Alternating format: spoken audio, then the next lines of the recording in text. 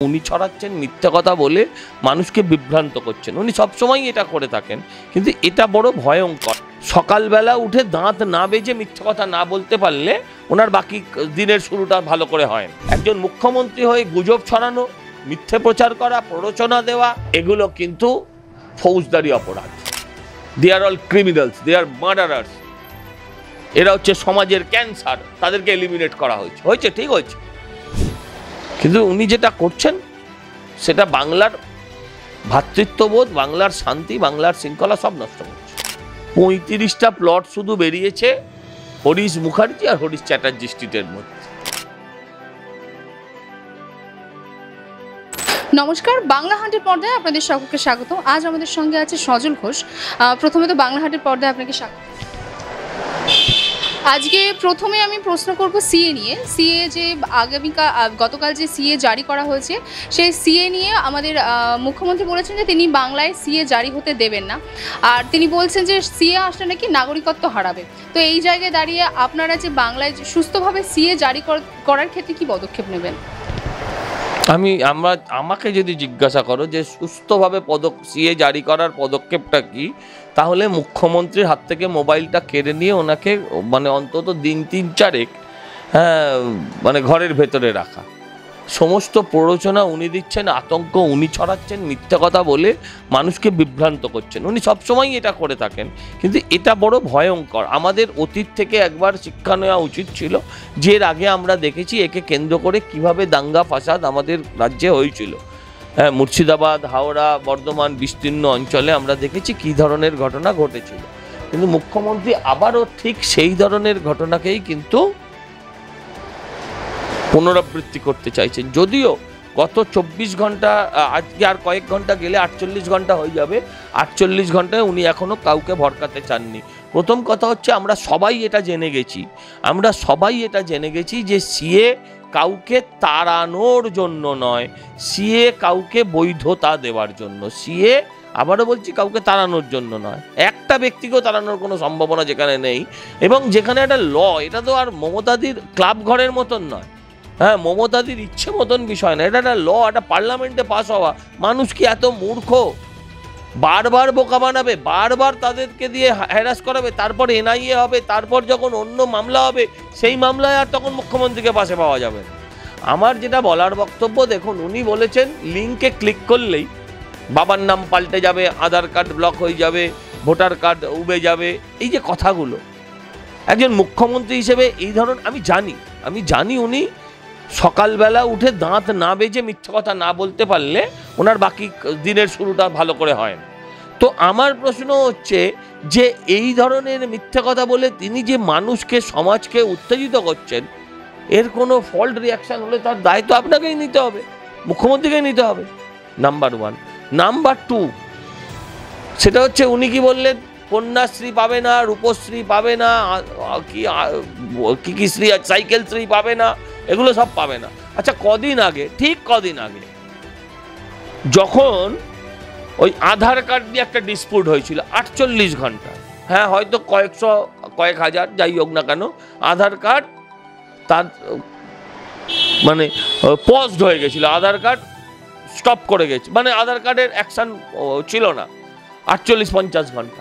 তো উনি কি বলেছিলেন যে আমি আধার কার্ডের বদলে পাল্টা আধার কার্ড দিয়ে দেবো।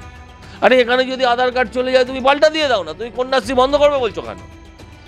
তো ওখানে বলেছিলেন কারোর কোনো সার্ভিস বন্ধ হবে না, আর এখানে বলছেন তোমার সব সার্ভিস বন্ধ হয়ে যাবে। মানুষকে উনি পেয়েছেনটা কি? 15 দিন যায়নি, পুরো বিষয়টা 15 দিন চাইনি। 15 দিন আগে, 20 দিন আগে আধার কার্ড নিয়ে একটা সমস্যা হলো, আধার কার্ড ডিজেবল দেখাচ্ছিল, সেটা টেকনিক্যাল এরর। আরে ভাই, 140 কোটি লোকের ডেটা ওটা, 140 কোটি। কেন ইমাজিন, এই 140 কোটি লোকের ডেটা যদি কেউ করে, তাতে ফল্ট হতেই পারে। তাকে নিয়েই নোংরা রাজনীতি সারা ভারতবর্ষে কেউ করেনি, কিন্তু সিএ নিয়ে আর একজন মুখ্যমন্ত্রীও রাস্তায় নৃত্য করছেন না।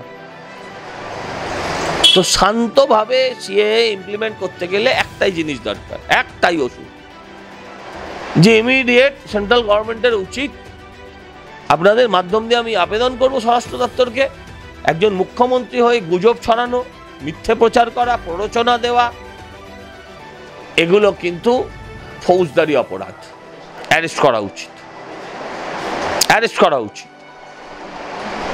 তিনি এই যে গুজবটা ছড়িয়ে মানুষকে উত্তেজিত করছেন। যেদিন থেকে সিএ লাগু সেদিন থেকে আমরা টিভিতে দেখেছি যে ইমিডিয়েট সঙ্গে সঙ্গে নবান্নে বৈঠক শুরু হয়ে গেল। আরে এই বৈঠক মানেই মানুষ আতঙ্কিত যে কি হয় ভাব। কত নিচে নামলে একজন মুখ্যমন্ত্রী, কত নিচে নামলে একজন মুখ্যমন্ত্রী তিনি বলতে পারেন যে সিএটা চালু হলো যেদিন রোজা চালু হলো, যেদিন পবিত্র রমজান মাস চালু হলো, কত নিচে নামলে। আমি বলছি মুসলিম ভাইদেরও ভাবা উচিত, সময় এসছে যে এই রাজ্যে গত 10 বছরে যত মুসলমান মারা গেছে, মেয়ে শিশু নির্বিশেষে, ভারতবর্ষের কোনো প্রদেশে ইনক্লুডিং কাশ্মীর মারা যায়নি। দায়িত্ব নিয়ে বলছি, যোগী যোগী যোগী করে কটা মুসলমান মারা গেছে। মুসলমানের নাম বলতে বললে কেউ যদি আতিক আহমেদের নাম বলে তাহলে আর কিছু বলার নেই। সেরাম যদি হয় তাহলে আমাদেরও মানে হিন্দুদেরও প্রকাশ দুবে বলে একজন মারা গেছে। এদের দুজনের বেসিক ক্যারেক্টার সেম। দে আর অল ক্রিমিনালস, দে আর মার্ডারার্স। এরা হচ্ছে সমাজের ক্যান্সার, তাদেরকে এলিমিনেট করা হয়েছে, ঠিক হয়েছে। হ্যাঁ, সে প্রকাশ দুবে হোক, আতিক আহমেদ হোক, অপরাধী এরা। আপনি বলুন না কোন সাধারণ মানুষ ওখানে চিৎকার করছেন, তার কোন মানুষ ওখানে তার ধর্মচারণ করতে পারছেন। কিন্তু উনি যেটা করছেন সেটা বাংলার ভ্রাতৃত্ববোধ, বাংলার শান্তি, বাংলার শৃঙ্খলা সব নষ্ট করছে। শিলিগুড়িতে সভা চলাকালীন তিনি বলেছেন যে অভিষেক বন্দ্যোপাধ্যায় একটি ছোট্ট ব্যবসা ছিল এবং তার সব সম্পত্তি বাজেয়াপ্ত করা হয়েছে। তা আমার প্রশ্ন এখানে কি সত্যি কি অভিষেক বন্দ্যোপাধ্যায় একটা ছোট্ট ব্যবসা ছিল? তা বলেছে অভিষেক তাহলে খাবে কি? ওদের 2টো বাচ্চা আছে, এ আছে। কেন বাংলার বাকিদের জন্য যা ব্যবস্থা করেছো তুমি তাই করো। চপের দোকান দিয়ে দাও বাড়ির নিচে। এই যে রোজার সময় রাত্রিবেলা চপ টপ ভালো বিক্রি হবে। কলুটোলায় হোক কিংবা রাজাবাজারে হোক কি পার্ক সার্কাসে হোক, সর্বত্রই ওর জায়গা আছে, ওখানে গিয়ে বসে পড়ুক চপ নিয়ে। বলেছে ও খাবে কি, ওর চলবে কেমন করে? 2টো বাচ্চা, হ্যাঁ আচ্ছা, বউ, সংসার, ও চলবে কেমন করে? মমতা ব্যানার্জি এত সৎ, মমতা ব্যানার্জি এত সৎ, এত সৎ যে টালির চালে থাকেন, কিন্তু তার ভাই, ভাইপো, ভাইয়ের বউদের কমসে কম 1000 কোটি টাকার সম্পত্তি হবে। 35টা প্লট শুধু বেরিয়েছে হরিশ মুখার্জি আর হরিশ চ্যাটার্জি স্ট্রিটের মধ্যে। লজ্জা থাকা উচিত। বলছে খাবে কি? বাংলার মানুষের রক্ত ছাড়া ওর কি খেতে ভালো লাগে আমি জানতে চাই। বাংলার মানুষের রক্ত আর চোখের জল পান করা ছাড়া, রক্ত খাওয়া আর চোখের জল পান করা ছাড়া ওরা আর কি খেতে ভালো লাগে আমি জানতে চাই। কিছুদিন আগে জনগর্জন সভা থেকে 42 জন জনগর্জন সভা থেকে গর্জন সভা, লোকই হয়নি বলে জনগর্জন, যে গজরায় সে বর্ষায়ন। 42 জন প্রার্থীর নাম ঘোষণা করেছে। তার মধ্যে কিছু নতুন নামও আছে, পুরনো নামও আছে। নতুন রচনা ব্যানার্জি, ইউসুফ পাঠানের নাম এসছে।